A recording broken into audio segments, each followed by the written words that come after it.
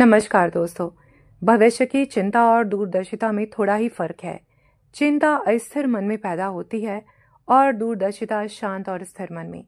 आज की कहानी भी दूरदर्शिता पर ही आधारित है। एक समय किसी राज्य में हीरे जवाहरातों का एक प्रसिद्ध व्यापारी था। उसका व्यापार दूर दूर तक फैला था। राज्य के राजा भी उसके हीरों के खरीदार थे। उसके परिवार में उसका युवा पुत्र और बहू संध्या थे। संध्या एक साधारण परिवार की मेहनती और दूरदर्शी पुत्री थी। नगर में उनका एक आलीशान मकान था।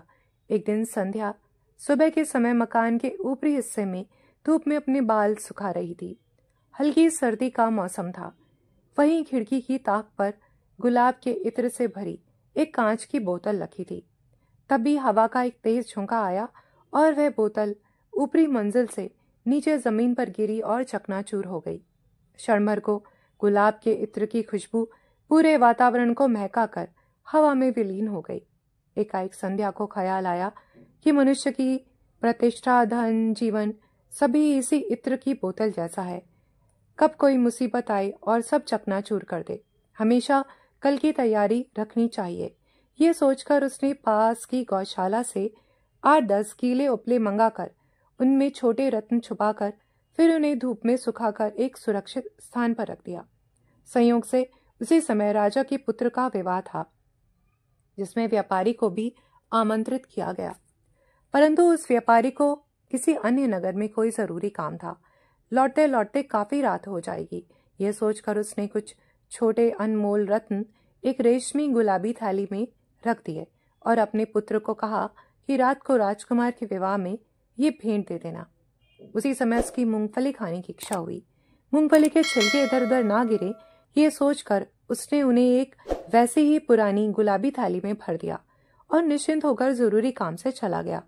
शाम को व्यापारी के बेटे ने लापरवाही से छिलके वाली थाली को सामने पाकर अपनी जेब में रख लिया और राजकुमार के विवाह में शामिल होने चल दिया।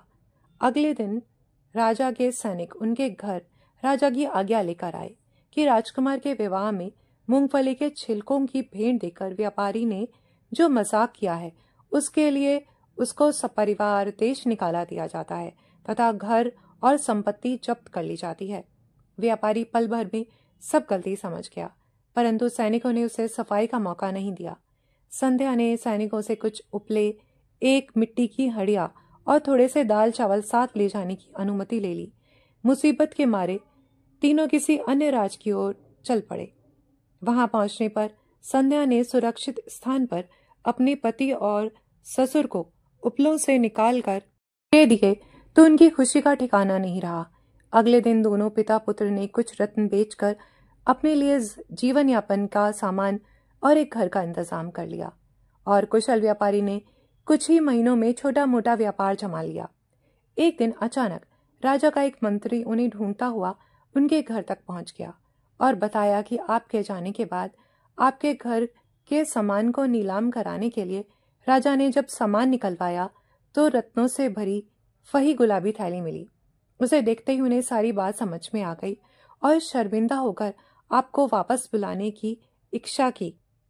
इतने दिन तलाश करने के बाद आप लोग यहाँ मिले, ये सुनकर व्यापारी प्रसन्न हुआ और सपरिवार अपने राज्य की ओर लौट गया। इस प्रकार संध्या की दूरदर्शिता और सूझबूझ से विपदा का समय भी सरलता से पार हो गया। आशा है कि ये कहानी आप सभी को पसंद आई होगी। धन्यवाद।